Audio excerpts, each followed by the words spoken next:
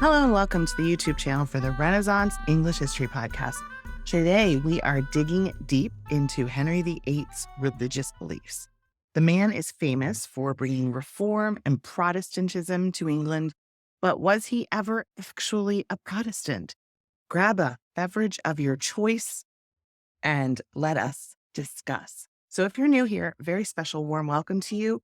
My name is Heather, and I've been podcasting on Tudor England since 2009. This is the place where I put all of my episodes from all of my different shows, as well as lots of extra content like this video right here. Just a quick note before we get started. Also, TudorCon is coming up in just over 2 months. I'm so excited. 3 days of talks and feasting, entertainment, all kinds of good fun. And even if you can't come to Lancaster County, Pennsylvania, we have it on the grounds next to the Pennsylvania Renaissance Fair. So even if you can't come, we, of course, are streaming the whole thing. And there are lots of extra treats I'm putting together just for the streaming ticket, extra entertainment, a couple of extra talks, and a cook-along so you can create your own Tudor snack while the in-person people are having their feast. So it's going to be a lot of fun. And you can go to englandcast.com/TudorCon online to learn all about it and enter the code EARLYBIRD to save $10 off the ticket with the early bird discount. So there you go, englandcast.com/TudorCon online. Before we get into it, you guys, I have to say I've lost my voice and I'm feeling quite rough today because I was out late last night at a big time Rush concert, which is not a sentence that comes out of my mouth that often, but it just did. And there we are. So I don't have coffee in here today. I have water. All right, let's get into it. Henry VIII and his religious beliefs. So he is, of course, best known for his sequence of 6 marriages and his instrumental role in the severance of the Church of England from papal authority. Henry VIII's personal beliefs are often a subject of historical debate. Today, we'll talk about this maze of faith, power, and politics, and the lingering question, did Henry VIII ever become a Protestant? I know you guys woke up this morning and you were just like, I need to know, was Henry VIII a Protestant? I get it, right? Okay. So in the early years of his reign, of course, Henry VIII was a steadfast champion of the Catholic Church. Pope Leo X even bestowed upon him the title Defender of the Faith, acknowledging his robust defense against Martin Luther. But this is the same staunch Catholic monarch who then would ultimately set England on a path to break away from Rome and become Protestant. The rise of Anne Boleyn in the early 1530s introduced a fascinating twist to the tale. Influenced by Protestant thought, Anne may have added to any existing tension between England and the papacy. And I should also say, it's not unusual in Europe at this point for kings and popes to be kind of at loggerheads with each other. Even in England, you look back to Thomas à Becket, and that was a whole argument over papal authority and how much should people listen to the Pope versus how much people should listen to the monarch. And there were always these tensions between the monarch and the Pope. In England, the church was actually the largest landowner. So, there was a lot of tension going on between who people should listen to, the monarch or the Pope. And so Anne kind of recognized this and sort of added to that and gave Henry an out.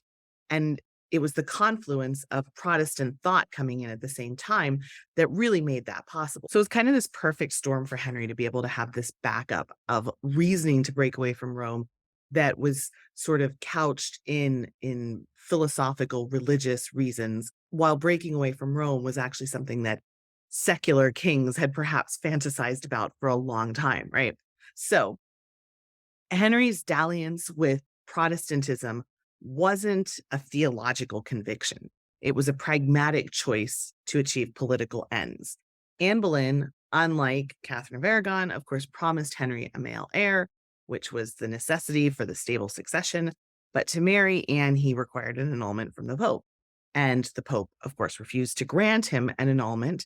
And that would light the fuse of what we now know as the English Reformation. Driven by his personal issues rather than religious conviction, Henry made the bold move to separate from Rome, establishing himself as the supreme head of the Church of England. But did this political separation actually ever lead to a spiritual transition towards Protestantism? Enter Thomas Cromwell, Henry's chief minister, a man with distinct Protestant sympathies. Cromwell was instrumental in introducing the English Bible to parishes, which was a significant departure from the Latin Bible that, of course, symbolized the Catholic tradition. This shift could be viewed as Protestant influence on the English Reformation. However, it's crucial to remember that Henry's sanction of the English Bible was not an unequivocal endorsement of Protestant principles. Instead, it was a political tool. It underlined his freedom from Rome, strengthening the independence of his newly formed Church of England. And last week, I did an episode on the Great Bible and the importance of that English Bible, and particularly the importance of the frontispiece, showing Henry handing down the Word of God, receiving it directly from God himself, handing it to his people. Henry was in charge now, not the Pope. Henry was the big guy who answered only to God, didn't answer to the Pope. The execution of Thomas Cromwell in 1540 demonstrated the delicate balancing act that defined Henry's reign. As Cromwell fell from grace, conservative religious figures such as Stephen Gardiner gained momentum, and they sought to restore traditional Catholic doctrine and practices within the Church of England while still rejecting papal authority. So they were okay with Henry saying, okay, you're the one who's in charge, but they wanted the doctrine to still be Catholic. Intriguingly, Henry, despite breaking ties with Rome, often found common ground with these conservatives. Henry was quite conservative. He never accepted that transubstantiation wasn't the truth. He always had these very pro-Catholic beliefs. And this dynamic suggests that, of course, the rift with Rome was more about a quest for power and control rather than a genuine departure from Catholic doctrine.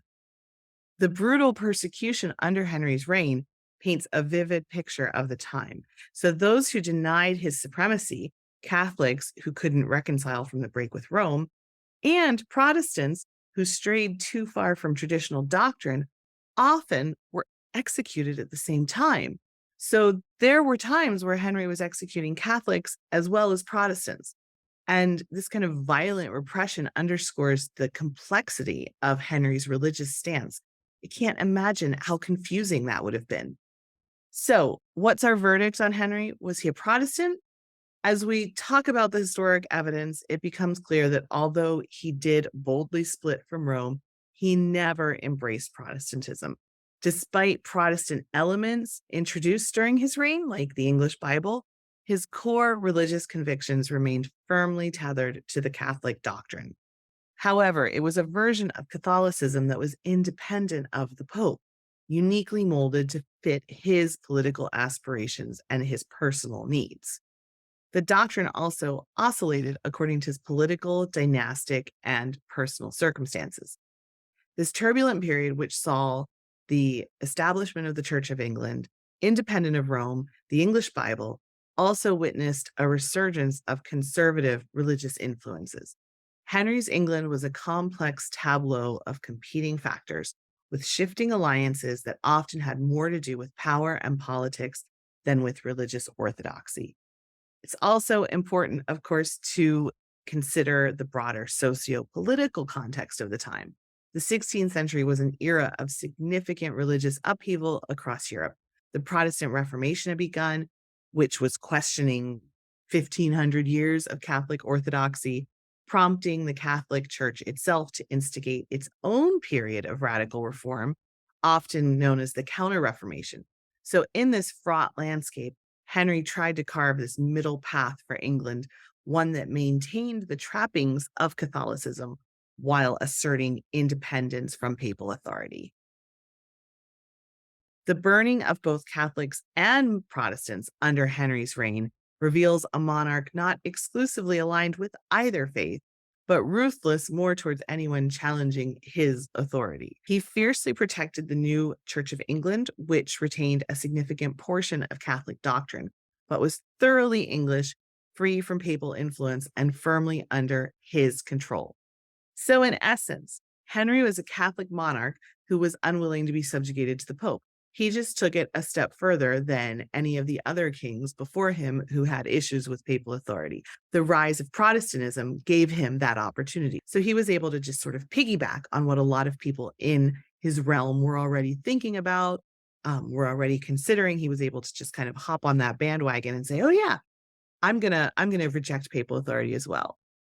His religious journey wasn't so much one of Protestant conviction, but a dance between power and faith and personal ambition. He set the stage for the religious transformations of Elizabeth's reign and the ultimate settlement of England as a Protestant nation. But his personal beliefs remained a unique blend of Catholicism and political pragmatism.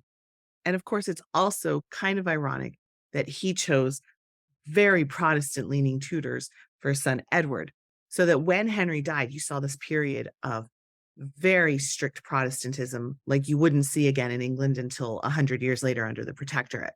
So while Henry was Catholic, he chose Protestant tutors for his son, ensuring that his son would be a Protestant, his heir. So that is it for this video. Thank you so much for watching. We made it. If you made it to the end of this video and enjoyed it, I hope I earned your subscription to my channel where I put out videos like this almost every day. Who doesn't want their YouTube algorithm tutorified? Am I right? Plus, it helps me grow the channel. So I'm so appreciative. Thank you so much. I will see you in the next video. I hope you have an amazing day. Stay kind, stay curious, and stay hydrated. And I will see you in the next video.